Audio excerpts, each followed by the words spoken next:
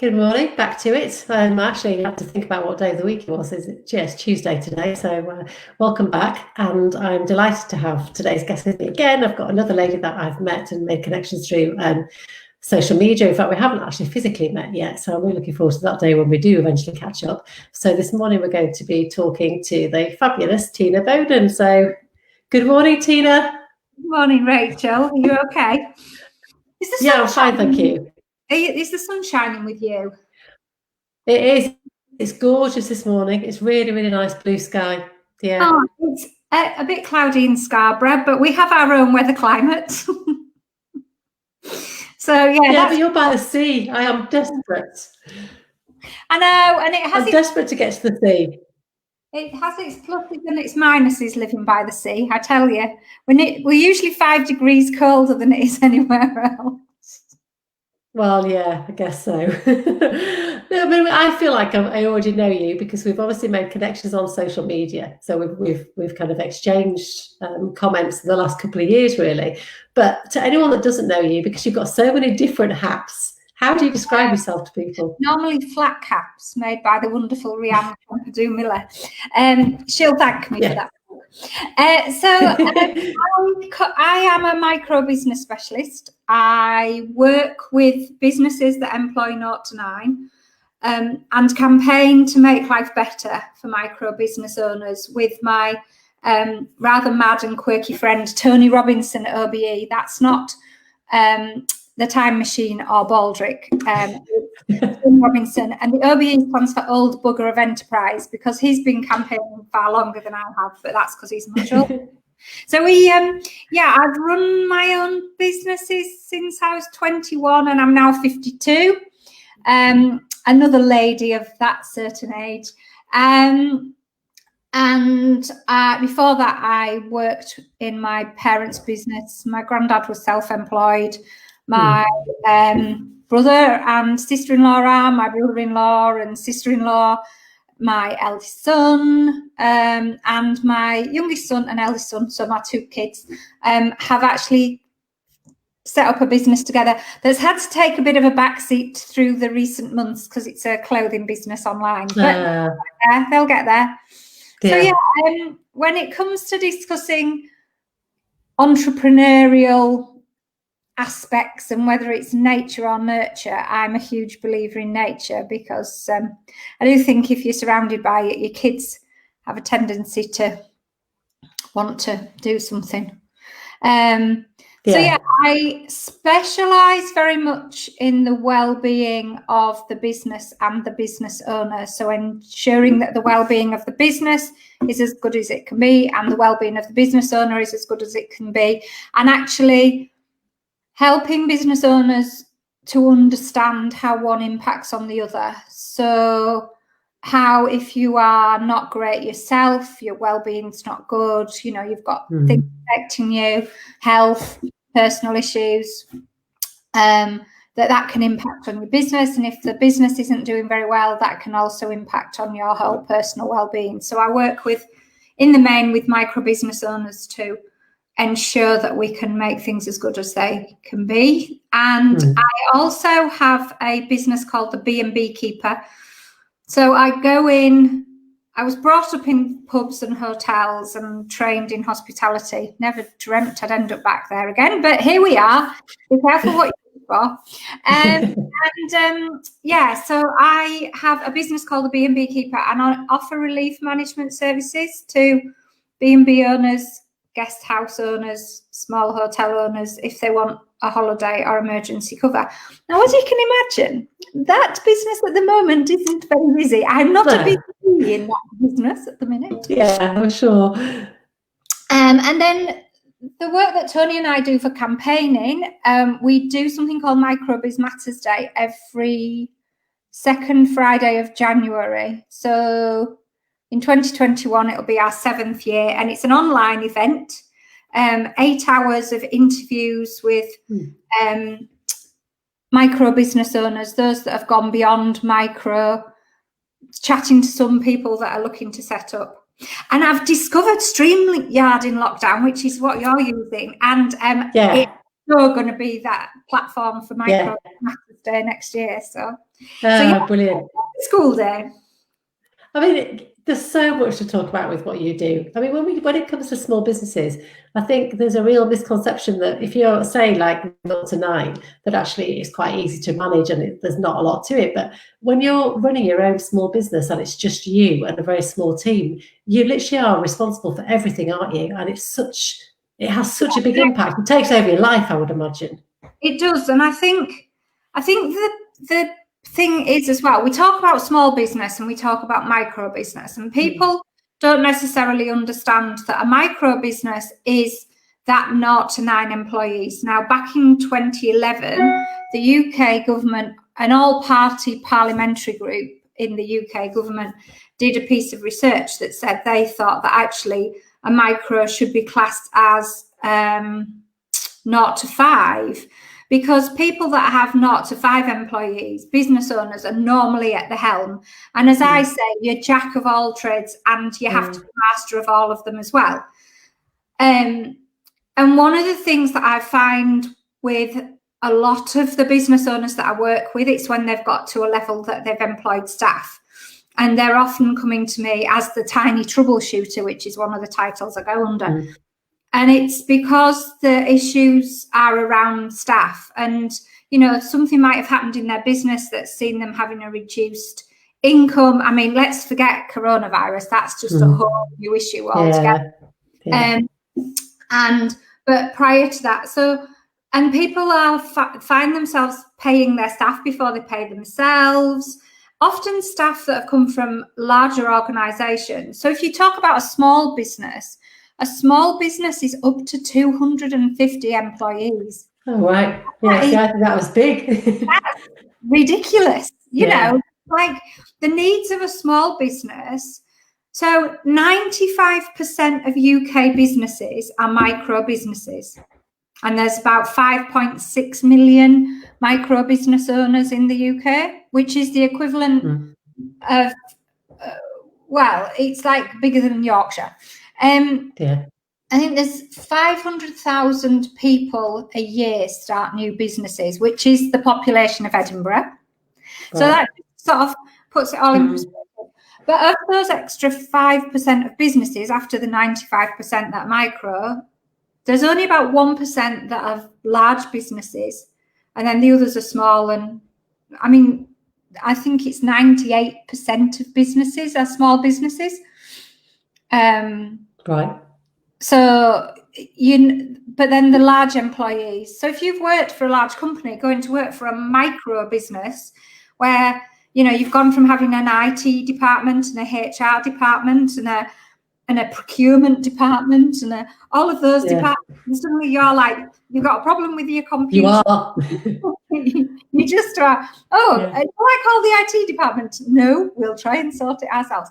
It's just all of that stuff. But and I think the other thing, the irony of the COVID-19 situation has been so many people working from home for me, and the number of people that have said to me that are used to working in teams and in departments that have said, "Oh, Tina, it's just I've hated it. You know, I've been on my own all the time," and I'm like, well, 70% of micro business owners are freelancers, a majority of them work from home. So just imagine how lonely they are. And it's all these issues that I want people to understand are normal.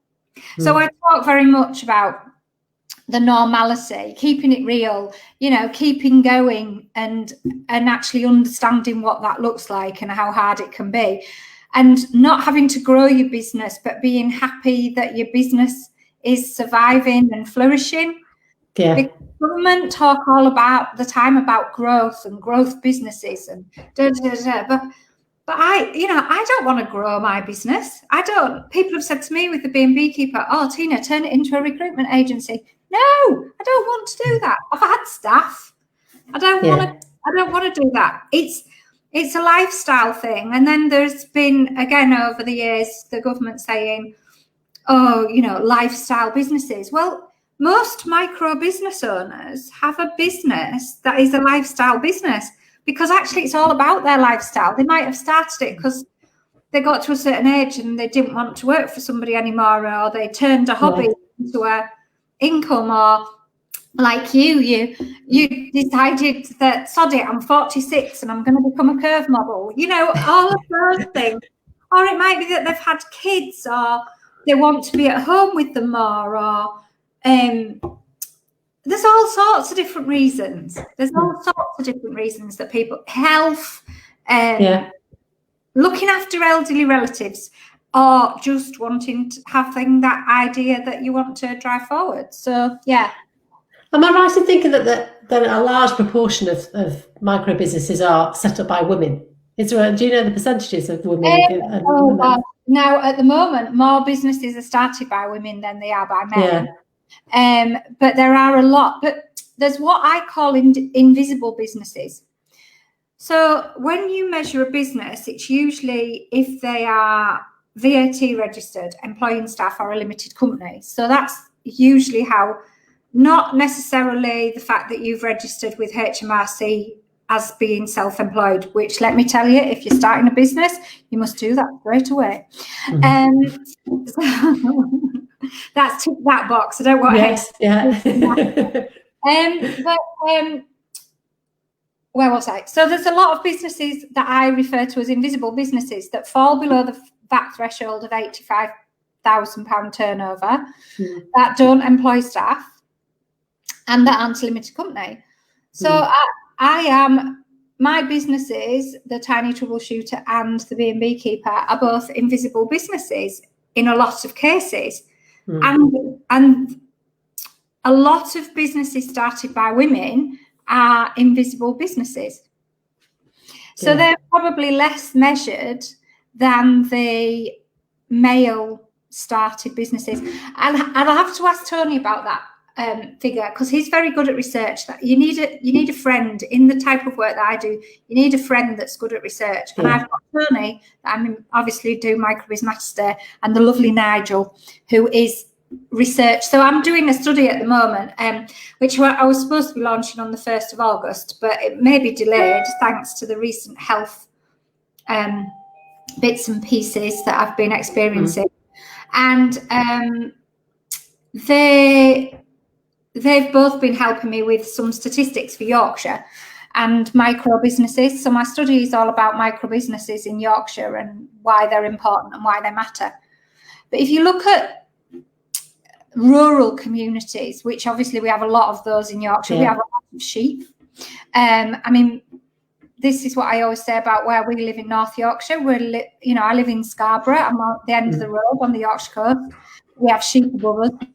It's like we've got sheep to one side and sheep above.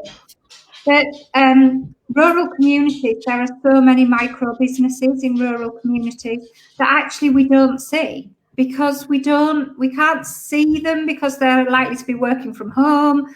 They're not visible. They've not got shop fronts. So yeah, it's all of that we need to, and never more, ever. I mean, I don't just campaign for micro businesses, but as you well know, I also campaign for independent businesses. And I mean, I try to do all of my shopping where I can with independent businesses. But it's my turn for delivery now. But yeah, so it's really important right now, as far as I'm concerned, for us to support those independent businesses. Because if we look at how they supported us through the last few months, they're the ones that have what's referred to, what's the hip and trendy phrase, have pivoted and been able to serve our needs. I do think there will be a shift. I do think lockdown has. I've definitely kind of felt more sense of community where I live in a small village, of the local shops that are around that maybe I wouldn't have shopped in before, but now I definitely do. And I'd like to think that sense of community and supporting local will carry forward now, and not just go back to the old ways of shopping in big high street stores and online. It'll be interesting to see. It will be. I mean, we're very lucky. where we live, we've got an independent supermarket that's quite a big independent supermarket. I mean, it's part of the Nice Co-op group, but it's an independent, it's a family-owned supermarket. They've got 3 in Scarborough. And they've been amazing, because I've been involved in a community project, because I do quite a lot of community engagement work as well. As you say, I have a lot of hats, Rachel, and trying to... You say yes a lot. You say yes a lot. Everything that I do is about community, micro business, and people empowerment. I was writing something yesterday and I was like, oh yeah, that sounds really good. Business, people and place is what I was saying, but the smallest community groups. But yeah, no, Proudfoots have been amazing. They've been really supportive and helped the community. And I think I was talking to the greengrocer in our local market, and Scarborough Market's never had the best footfall. I mean, I've shopped there for years and years, obviously because of my passion for independent businesses. And then it went through a refurb and still not the footfall that it should have had, even though it sort of had a mezzanine level and, you know, the original market stalls downstairs. But during the coronavirus lockdown, it's like been so busy. The butchers and the greengrocers have had to take on more staff. But then the greengrocer was saying to me, it's just fallen back again. Oh, and that didn't take long. That didn't take long at all. So, but yeah, I think it's hard and it's interesting. I mean, it's interesting. It's a little bit like the different, because I'm obviously heavily involved in supporting the tourism and hospitality industry, and it's like the fact that they've had the VAT cuts, and then I've had clients coming to me saying, oh, Tina, guests and customers are saying, oh, we're going to get a price reduction now that you've had a VAT cut. I said, maybe you would like to break down the cost of that meal or that room that bed and breakfast that they're having. Maybe you'd just like to break down and show them how much of that bit at the end is yours. But it's hard. It's a hard place to be. I think what we need to understand going forward is as you say, that a micro business owner, their business is like another family member. It's like another child, so they're finding it really hard right now. If that business wasn't in a great place before, you know, how they're going to get back on track. But this is obviously impacting them as well. And, you know, they very rarely have savings because they've invested that in their business. And, you know, all of these things, I think it's 1 in 6 micro business owners that's likely to become a growth business, which is quite a lot, really. Right. Yeah. Well, let's see what happens. Have you always been a yes person, or has it come later in life? So my parents were told by my nursery school teacher when I was 3 that if the army ever comes knocking on your door, be careful what Tina volunteers for. That was when I was 3. And that says it all. And my mum will, you know, if somebody says, oh, Tina, she's always doing this and she's always doing that. Well, when she was 3, her nursery school teacher told us. I love that. I'm not good at saying no. I've actually got a bit better as I've got older. I think the thing that I have realised, and for anybody listening today, I will say this to you, actually decide what causes you want to fight for, or what battles you want to fight, or what difference you want to make. I know that, and it took me till being mid-40s. But I was trustee of a young person's brain tumour charity for 7 years, Ellie's Fund. And it was set up because some friends of ours lost their daughter to a brain tumour. And that changed my life. It made me, I didn't actually know Ellie. I knew very distantly, I knew her mum and dad, but I didn't know Ellie. But she absolutely changed my life, because I then got involved with BTRS, Yorkshire's, that's now renamed Yorkshire's Brain Tumour Charity, and did some work with Yorkshire Cancer Research. But I think that's the one thing that teaches you, it becomes sort of, you start to understand what's important in life. And so I decided that the things, the micro business is something that I'm passionate about. I didn't realise just how passionate I was. And if you'd have told me at the age of 21, when I sort of, mum and dad sold their hotel, and that I'd worked in the family business, and I'd bought a property lettings business with mum, if you'd have said back then, oh, you'll campaign nationally when you're in your 40s for micro, I'd have laughed, you know. Yeah. The House of Commons and discussing with government and getting frustrated and speaking to MPs and feeling like I'm batting my head against a brick wall, but just not wanting to give up, like a dog with a bone. But I realised, and the other thing that it's empowering people, especially young people and women, which is really one of the things. I mean, as you know, you inspired me to. I have no issues with confidence whatsoever. I can stand on a stage and talk to 500 plus people, but the thought of going on a catwalk in underwear was like, oh my God. So at the beginning, you did it. But I did it. But thanks to Rachel. And I did it last year. And so I think it's actually, I know what I fight for, basically. And I know what I want to make a difference with. You know, as I said to you last week when I wasn't feeling great, I was like, well, what am I doing all this for? But it won't stop me.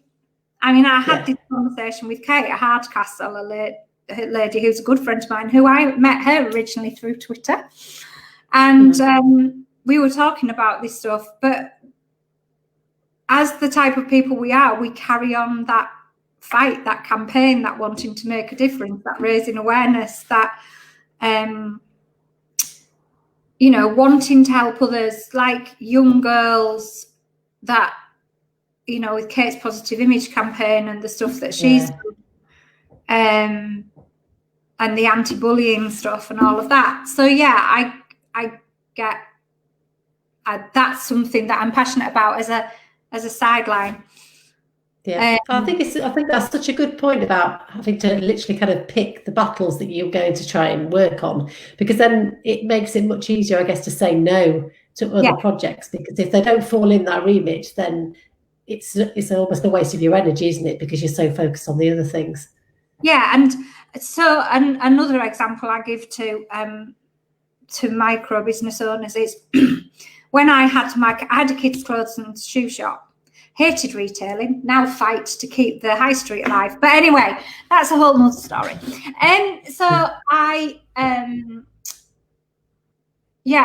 was asked constantly when I had the kids' clothes and shoe shop by charities, by schools, by all sorts of people, and said, oh, can you give me us a voucher for a raffle? Can you donate a tombola prize? Can you do this? And I'm like, look, I can't give to everybody.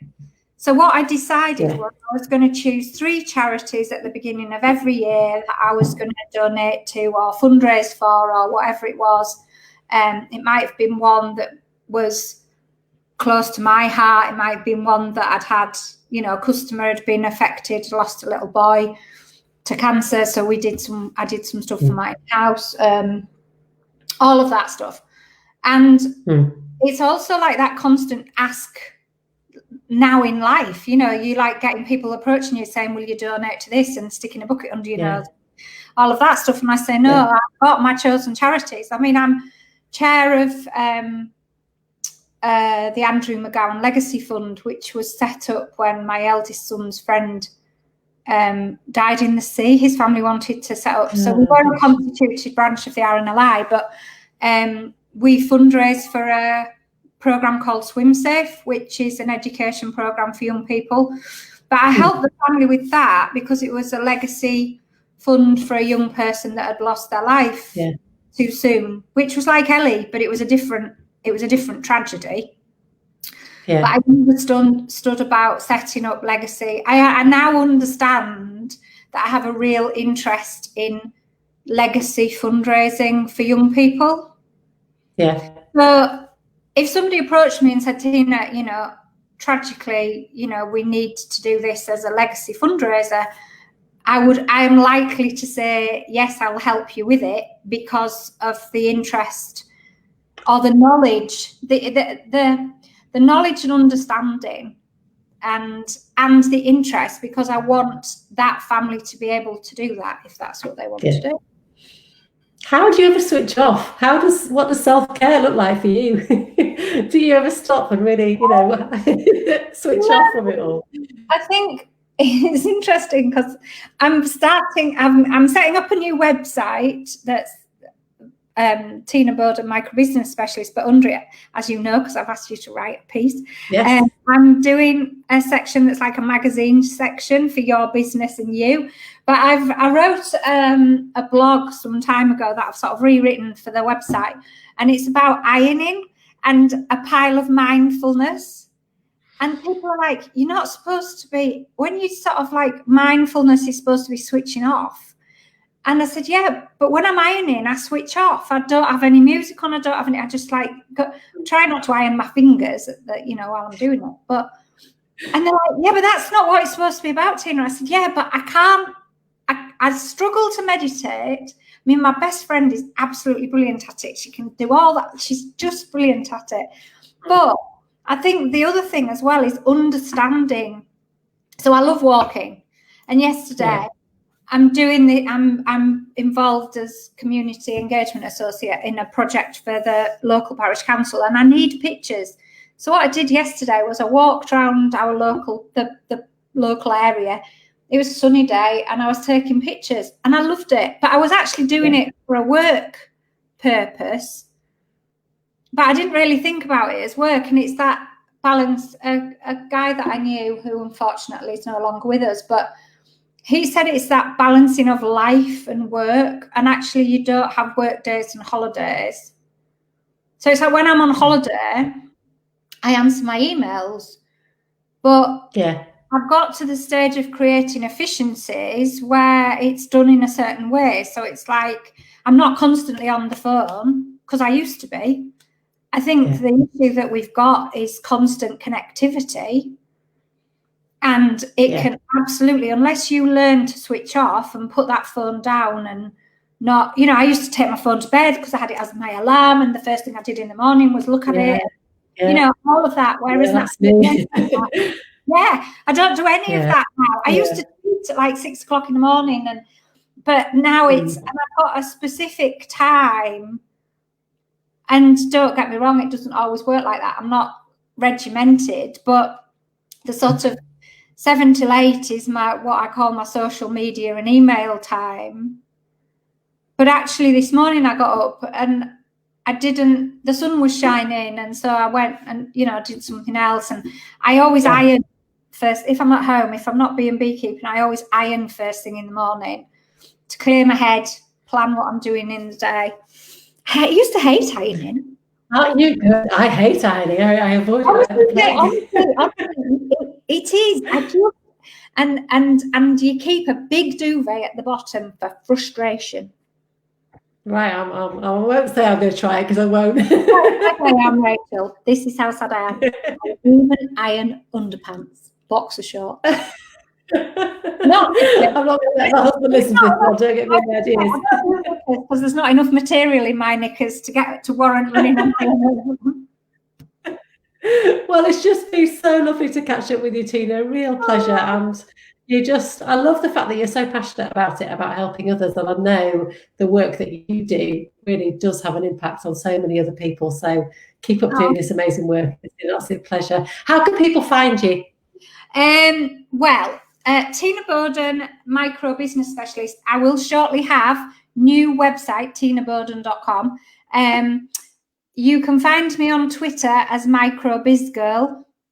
You can find me on Instagram _Tina Boden _.